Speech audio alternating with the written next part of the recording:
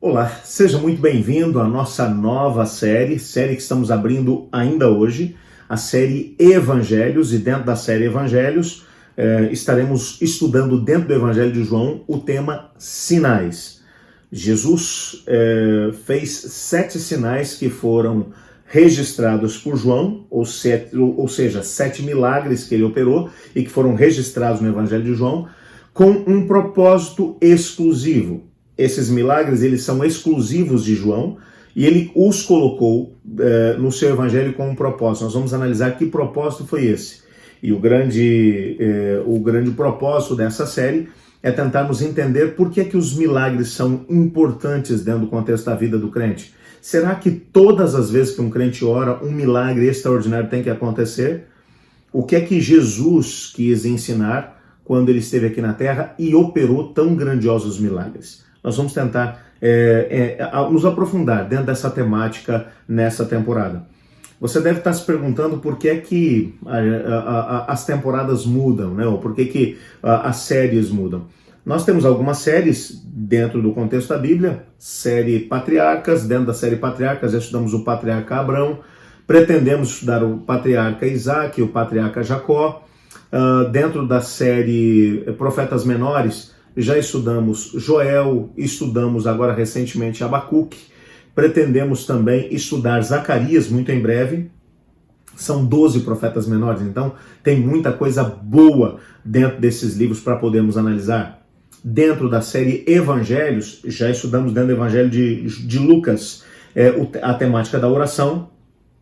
Pretendo ainda muito em breve, dentro do Evangelho de Lucas ainda, estudar a temática do Espírito Santo em Lucas, que é uma temática muito interessante dentro do Evangelho de Lucas.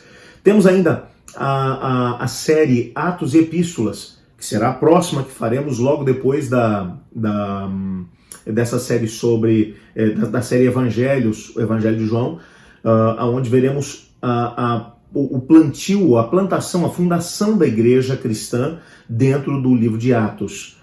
Algo realmente bem interessante para podermos compreender.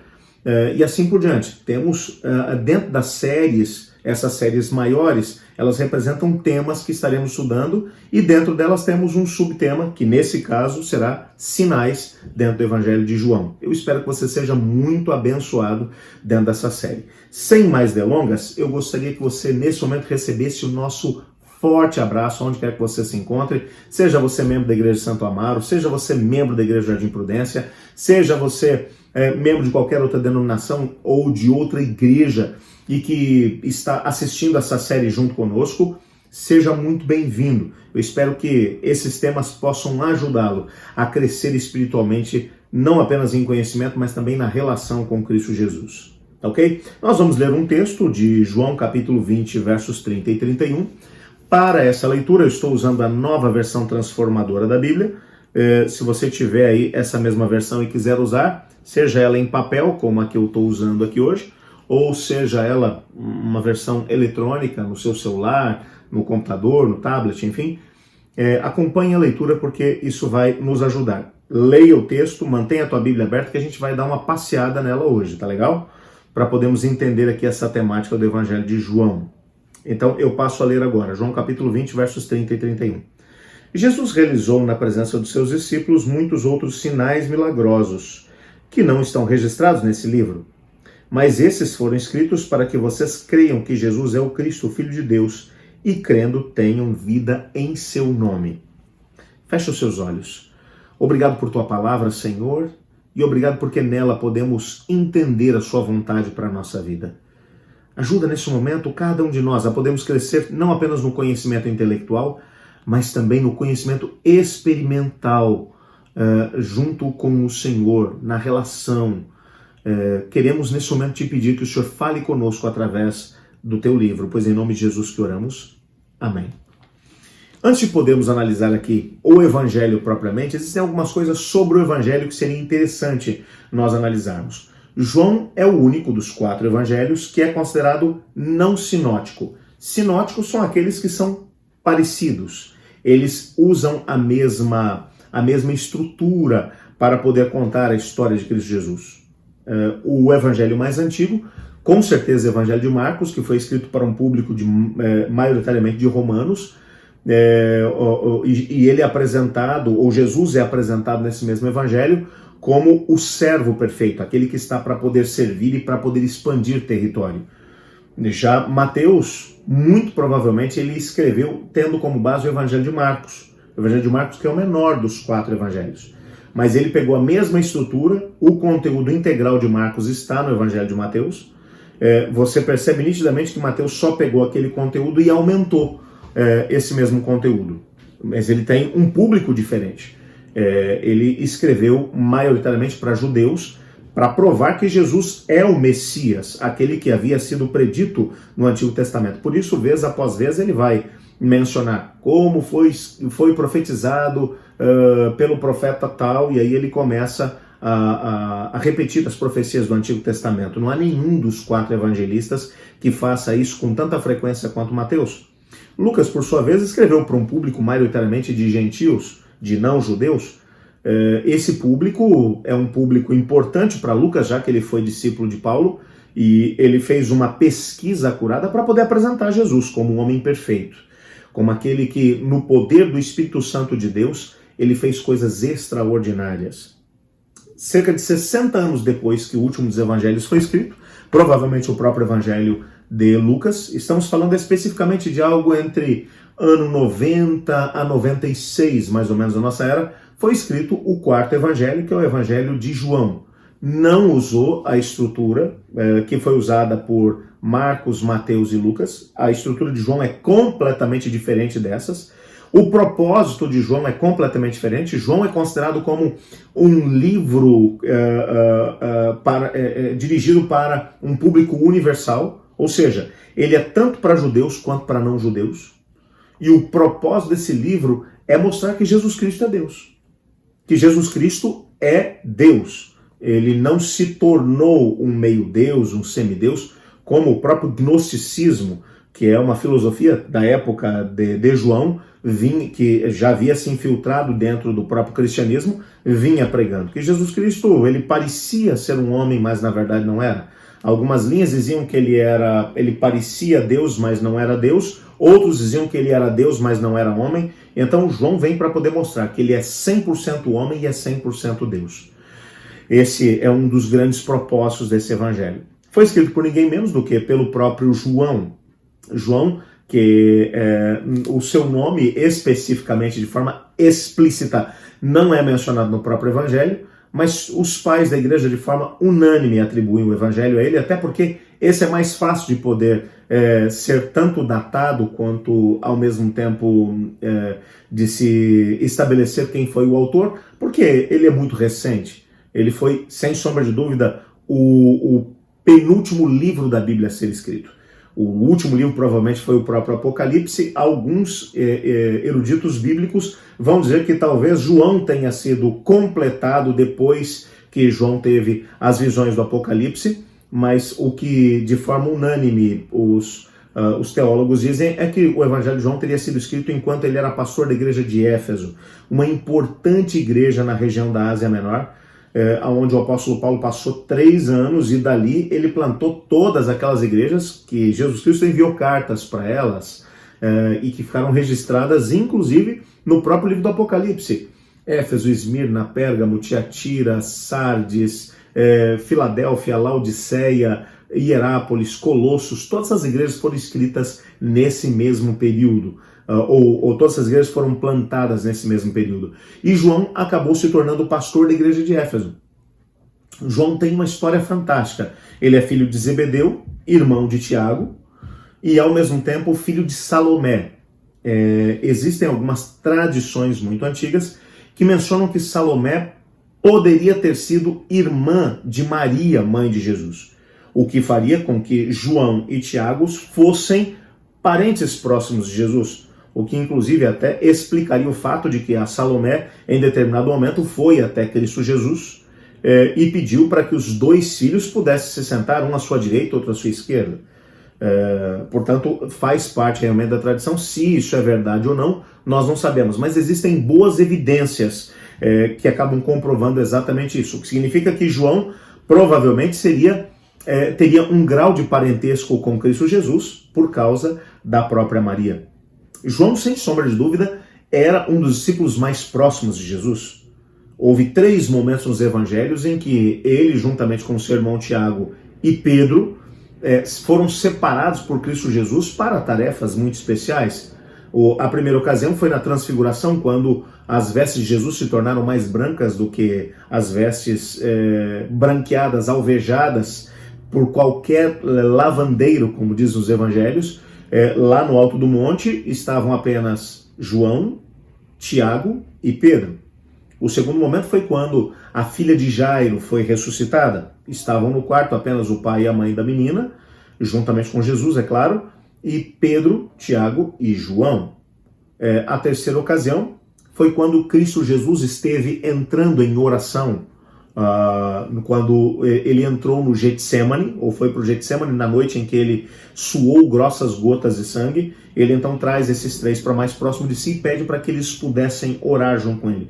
O que significa que João fazia parte de um grupo de discípulos mais próximos de Jesus. E no meio dos 3, João, sem sombra de dúvida, era o mais próximo.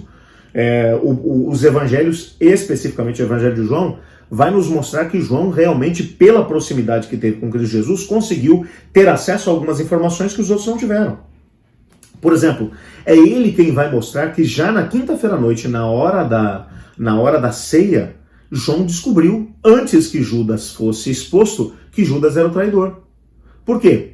Porque Jesus mencionou: nessa noite um de vocês vai me trair, vai me vender por 30 moedas de prata.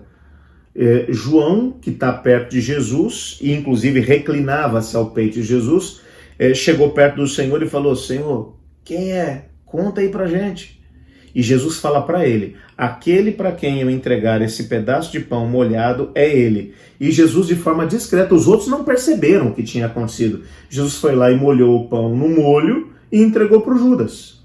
João deve ter dito: gente do céu, o tesoureiro. Quem foi que percebeu? João. Por quê? Porque João estava mais perto, estava mais próximo. Aliás, depois que Jesus foi preso naquela mesma noite, se você parar para poder analisar, só 2 discípulos seguiram Jesus até o pátio da casa do sumo sacerdote, onde Jesus foi julgado naquela noite, que foi Pedro, mas Pedro tentou se esconder no meio da multidão, e João. Pedro acabou negando Jesus 3 vezes, mas João permaneceu lá. João passou a noite toda lá. No outro dia, ele seguiu Cristo Jesus, ele foi até o pátio onde Jesus foi julgado, na casa do Pilatos, lá na Fortaleza Antônia. Depois ele seguiu Cristo Jesus pela Via Dolorosa, até o lugar onde Jesus foi sepultado. João estava lá. É exatamente por isso que o seu evangelho é o único que traz alguns detalhes importantes. É ele quem vai mostrar as mulheres que estavam ao pé da cruz de Cristo. Por que os outros não mostram isso? Por uma razão simples: nenhum deles estava lá. Mas o João estava lá. É interessante que João, por exemplo, é o único que vai mostrar o lugar onde Jesus foi crucificado e que nas imediações ficava um sepulcro novo, onde ninguém havia sido ainda enterrado, no qual o corpo de Cristo Jesus foi colocado. E é o único que vai dizer que havia um jardim ali. Tanto Mateus, quanto Marcos, quanto Lucas vão simplesmente dizer: em um local da caveira, ou chamado caveira, ou Calvário, Jesus foi crucificado. João não usa o termo Calvário. Ele dizia: ele foi crucificado num lugar onde havia um jardim, e no jardim um sepulcro novo. João vai explicar a crucificação de Jesus de uma maneira completamente diferente. Por quê? Porque ele estava lá. É João que vai colocar as mulheres ao pé da cruz, é João que vai colocar as mulheres seguindo Jesus. Como é que João sabia disso? Ele estava lá, ele foi o único que seguiu Jesus até o momento final. Talvez tenha sido exatamente por isso que Jesus Cristo, ainda da cruz, colocou a sua mãe, Maria, aos cuidados do próprio João. Só para que você se lembre que os irmãos de Jesus não acreditavam nele. Paulo, principalmente na sua carta aos Coríntios, no capítulo 15, na sua primeira carta, ele vai mencionar que Jesus Cristo, depois da ressurreição, apareceu especificamente a Pedro e apareceu também a Tiago, irmão de Jesus. E esse encontro que Jesus teve com Tiago fez com que Tiago se convertesse e passasse a acreditar em Jesus. E Tiago se tornou um líder da igreja em Jerusalém. juntamente com Pedro e com João. Esses três juntos foram os indivíduos que dirigiram a igreja em Jerusalém até que a própria cidade de Jerusalém acabou sendo destruída, e então eles acabaram sendo espalhados pela diáspora. Pedro teria ido para Roma, e o nosso irmão João, ele foi para a cidade de Éfeso, onde ele continuou pastoreando a igreja, e a mãe de Jesus foi para lá com ele. Existem alguns documentos muito antigos que mostram que a mãe de Jesus morreu lá em Éfeso, junto com João. João a tomou como mãe. Alguns estudiosos querem mencionar que provavelmente, como o João já acabaria tomando conta da Salomé, que seria irmã da própria Maria, que as duas juntas acabaram permanecendo junto com o João, e João tomou conta delas. João, o discípulo que é chamado de discípulo amado. O detalhe importante é que não foi nenhum dos outros evangelistas que chamou João de o discípulo amado. É que João se sentia assim dentro da relação com Jesus. Então ele se auto-intitula o discípulo a quem Jesus amava. É ele quem vai se autodenominar dessa maneira. Então você percebe João escrevendo agora, cerca de 60 anos depois que o último evangelho havia sido escrito. Todos os demais apóstolos já haviam sido martirizados, ele era o último dos apóstolos vivos. E agora, ao escrever o seu evangelho, ele tem alguns propósitos completamente diferentes de Marcos, de Mateus e de Lucas. Esses indivíduos só queriam relatar o que Jesus fez. João está escrevendo um evangelho que, sem sombra de dúvida, é o mais profundo dos 4 evangelhos. Existe uma teologia profunda dentro desse evangelho que você não percebe nem em Mateus, nem em Lucas e nem em Marcos. João aqui trabalha alguns temas que são realmente complexos. Ele está provando que Jesus é Deus. Ele está trabalhando a ideia de que Jesus é Deus. É por isso que temas como, por exemplo, a morte não aparecem como aparecem nos outros evangelhos. Os outros evangelhos começam mostrando, Jesus, mais para a parte final, Jesus pressentindo a presença da morte e se preparando para ela. Mas João já coloca Jesus morrendo no primeiro capítulo. Ele começa dizendo, no princípio era o Verbo estava com Deus, o Verbo era Deus, todas as coisas foram feitas por ele, sem ele nada que foi feito se fez, o Verbo se tornou carne, habitou entre nós, vimos a sua glória, glória como do unigênito do Pai. Ele era a luz dos homens, mas os homens amaram mais as trevas do que a luz, e ele vai mencionar que ele veio para poder morrer.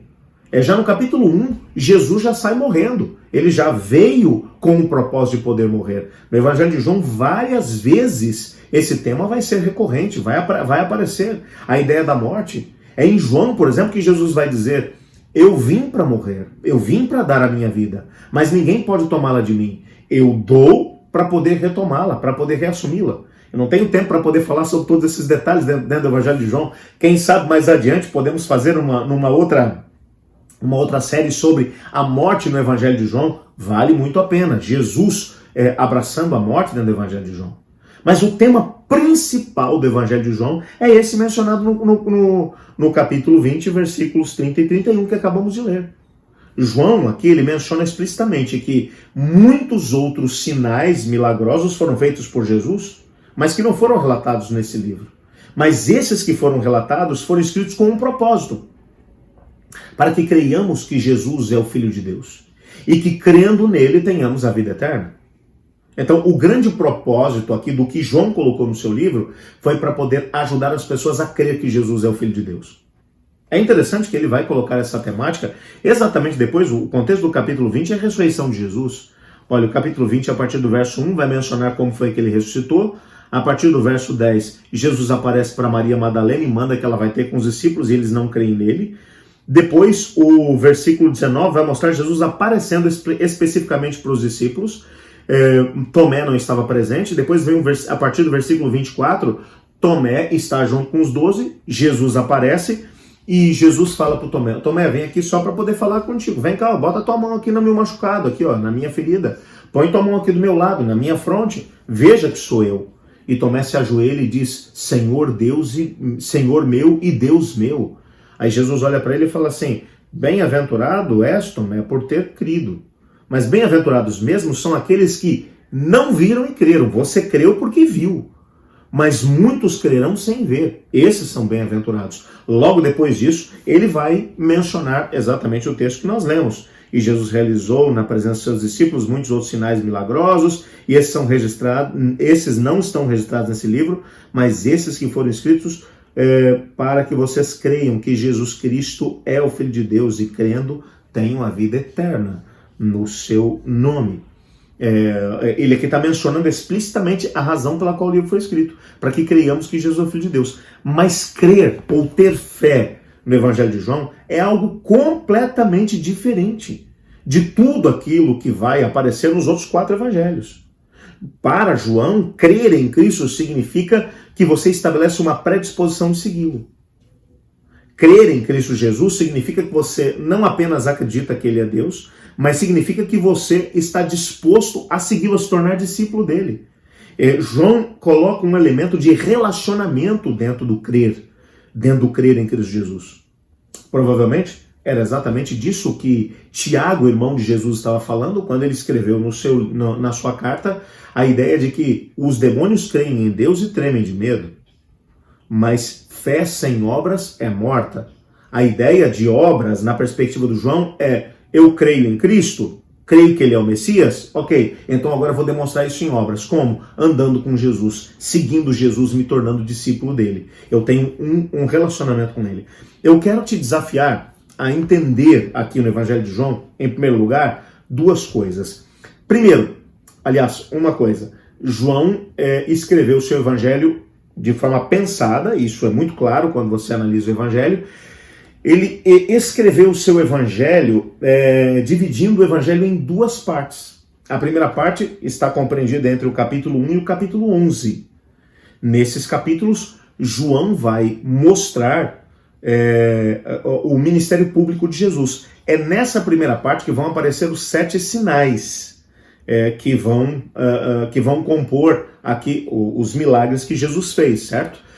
Para nós, portanto, nessa série, nos interessa esses primeiros 11 capítulos de João, ok? Nós não veremos os 7 milagres dessa vez. Essa série vai ter que ser dividida em 2 partes. Na primeira parte, nós vamos analisar 4 milagres feitos por Jesus. Depois faremos uma outra série menor, analisando os últimos 3 milagres de Jesus, ok? Mas João aqui, portanto, e na segunda parte, que é do capítulo 12 até o capítulo 21, você vai encontrar os ensinamentos de Jesus. É exatamente nessa segunda parte, capítulo 12, 13, 14, 15, 16 e 17, olha, são 6 capítulos onde você vai encontrar João, por exemplo, mencionando os ensinamentos que Jesus ministrou na quinta noite, quando ele estava tomando a ceia com os discípulos. E o que vai acontecer nesses últimos capítulos, 98% do conteúdo do capítulo 12 até o capítulo 21, aconteceu entre quinta e sexta-feira, quinta, sexta, sábado e domingo, no final de semana, da crucificação, morte e ressurreição de Cristo Jesus.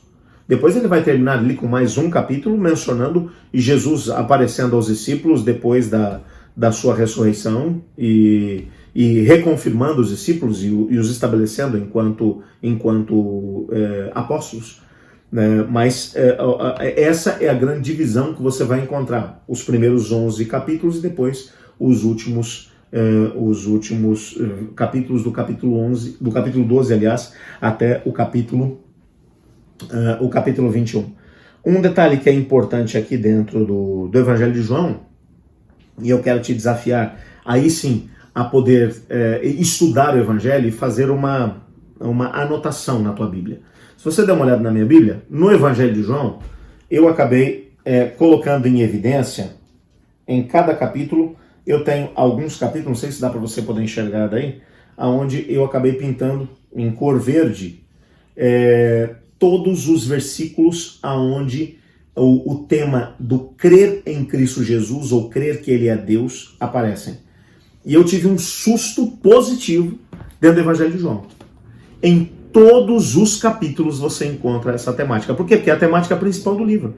Só para você poder ter aí uma noção, pega a tua Bíblia aí e dá uma olhada comigo. Já no capítulo 1, que está mostrando Jesus chegando, o versículo 12 já começa com essa temática, que vai dizer assim, contudo aos que o receberam, aos que creram em seu nome, deu-lhes o direito de se tornarem filhos de Deus. Logo na abertura do seu evangelho, ele vai dizer que quem crer em Jesus se torna filho de Deus. O pré-requisito para que você se torne filho de Deus é crer em Cristo Jesus. crer que ele também é filho de Deus. Já logo na abertura, no capítulo 2, se você der uma olhada aí, ó, a temática vai aparecer. Eu, de forma pensada, quero deixar o capítulo 2 para o final, tá legal? Capítulo 3, o verso mais clássico, o verso 16. Porque Deus amou o mundo de tal maneira que deu seu Filho unigênito para que todo aquele que nele crer não pereça, mas tenha vida eterna. Ele coloca aqui que crer em Cristo Jesus te dá salvação e vida eterna. É a mesma ideia que vai aparecer lá no capítulo 1. No capítulo 4, você encontra você tem acesso ao encontro de Cristo Jesus com a mulher samaritana. E isso aqui é fantástico. No capítulo 3, você vai encontrar, você vai ter Jesus Cristo tendo um encontro noturno com um fariseu que é membro do Sinédrio, que é ninguém menos do que o Nicodemos. Nicodemos está procurando Jesus de noite porque ele tem medo de se associar com Jesus Cristo.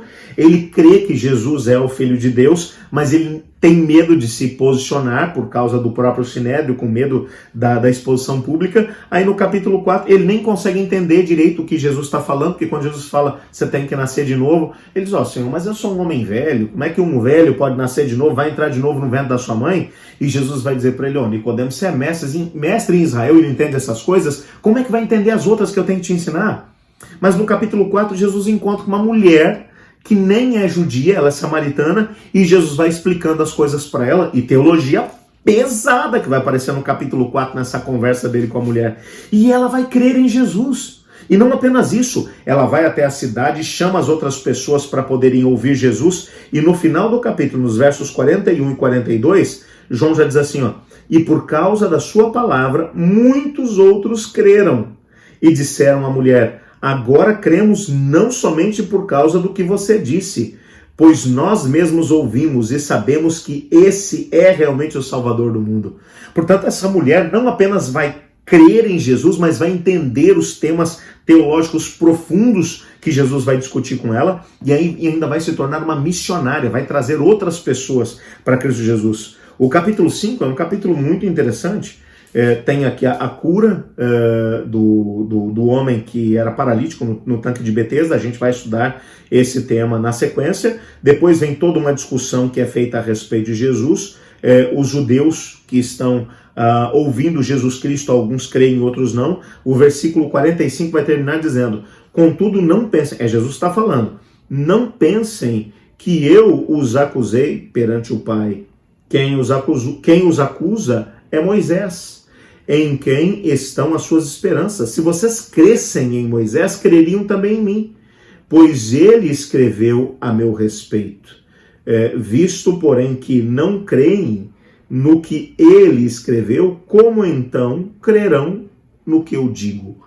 E Jesus aqui vai dizer para os mestres da lei que eles disseram, nós não cremos em você, mas cremos em Moisés. Jesus vai falar, vocês creem em Moisés? Se vocês crescem em Moisés, vocês iam crer em mim, porque Moisés escreveu a meu respeito.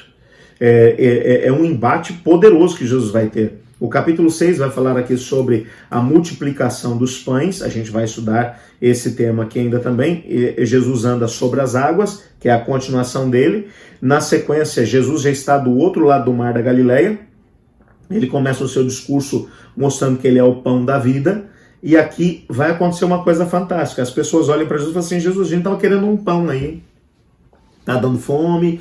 Dá para fazer outro milagre daquele para nós? E Jesus diz, não, hoje não tem milagre para ninguém. O único pão que tem aqui sou eu. Você quer comer alguma coisa? Come minha carne e bebe meu sangue. Porque quem come minha carne e bebe meu sangue, esse vai ter a vida eterna. E o povo foi indo embora, um por um, e ficaram só os discípulos. E Jesus olha para eles assim, vocês também não querem ir embora, não? Aí então vem o versículo 68, onde Simão Pedro lhe respondeu, Senhor, para quem iremos? Tu tens as palavras de vida eterna. Nós cremos e sabemos que és o Santo de Deus. Esse texto aqui é fantástico. Para quem iremos nós? Para quem iremos? Pedro vai dizer, nós cremos no Senhor. O capítulo 7 vai mostrar Jesus na festa dos tabernáculos. E Jesus se levanta no primeiro e mais importante dia da festa e vai dizer, quem crer em mim, do seu interior fluirão rios de água viva. E é interessante aqui o versículo 5 que vai dizer assim, ó, nem os seus irmãos criam nele. Esse texto aqui é muito complicado, é muito difícil. João está dizendo que os irmãos de Cristo Jesus não acreditavam nele, não criam nele. Jesus passou por essa experiência.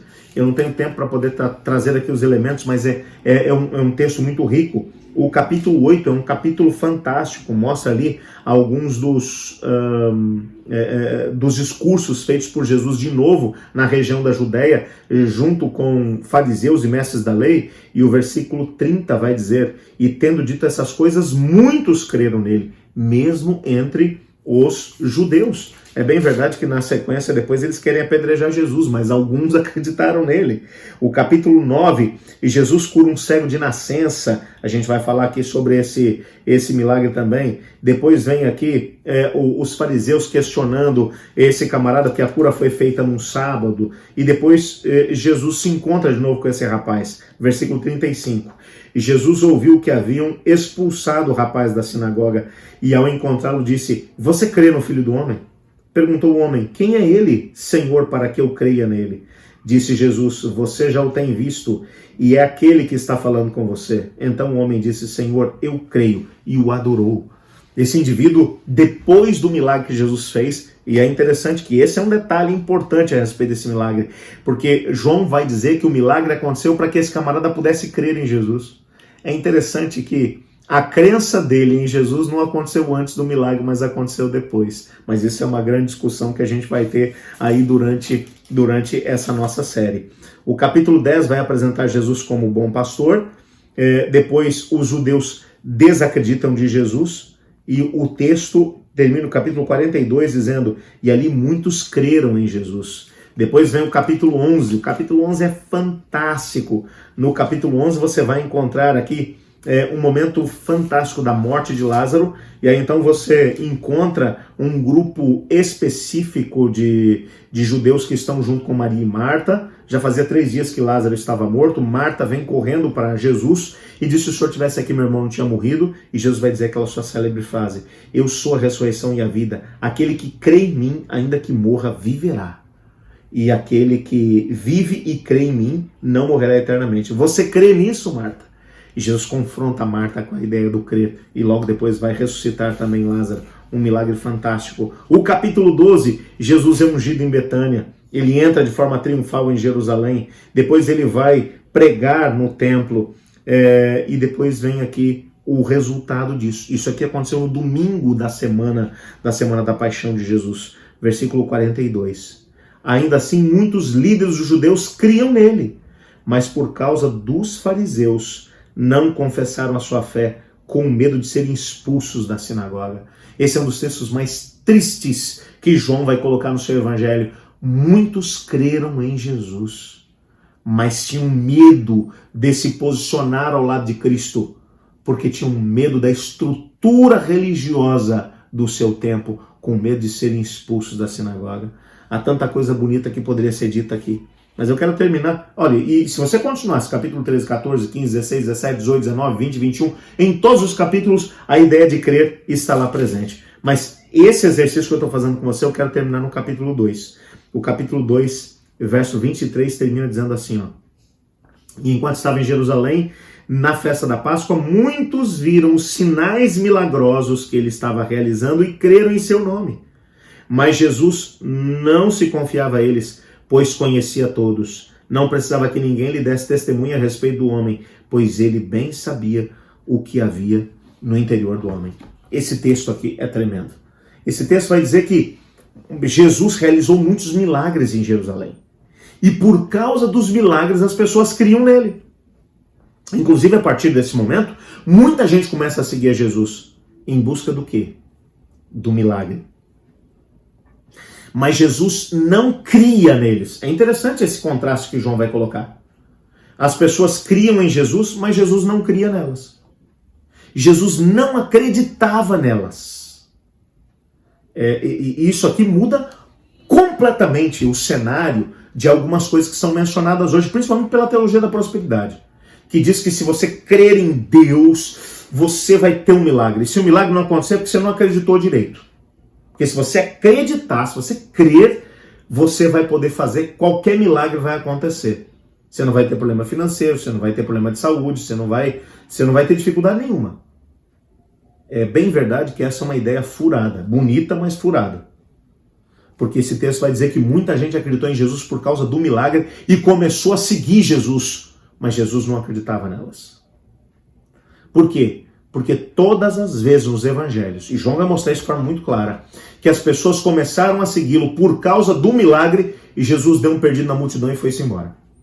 Foi para outro lugar. E Jesus tomou uma outra postura. Porque o tipo de crença que Jesus está buscando não é a crença do interesseiro, aquele que só busca Jesus para poder tirar alguma coisa dele. A maior parte das pessoas hoje em dia vai à igreja ou busca Deus, ora, buscando dele alguma intervenção miraculosa, buscando um milagre. A gente canta sobre milagre, a gente ora por milagre, a gente jejua por milagre, nós queremos milagre. Mas é interessante que Jesus, ele até faz milagre, e faz mesmo, quando ele acha que é importante que o milagre aconteça. Mas o grande milagre que ele quer que aconteça na vida das pessoas é que elas creiam nele e, crendo, resolvam segui-lo, se tornar seus seguidores. Aliás, só para poder lembrar que aqueles que seguiram a Jesus, os 12, só João teve morte natural, mas passou por muitas perseguições. Todos os demais foram martirizados. Seguiram Cristo até o fim. A grande perspectiva do crer que João está colocando aqui no seu evangelho é o crer daquele que entende que Jesus o chamou com um propósito, fazer dele um discípulo. Fazer dele alguém que tem prazer de estar na presença do Senhor, de aprender do Senhor, de viver com o Senhor, de pregar do Senhor, independente das circunstâncias. Se os milagres acontecerem, excelente. Se não acontecer, ele continua sendo discípulo, ele continua seguindo. Não é como aquela multidão que a gente viu no capítulo 7, no capítulo 6, onde Jesus não quis multiplicar de novo o pão e o peixe, eles foram embora. Não vai ter milagre hoje, então nós vamos embora.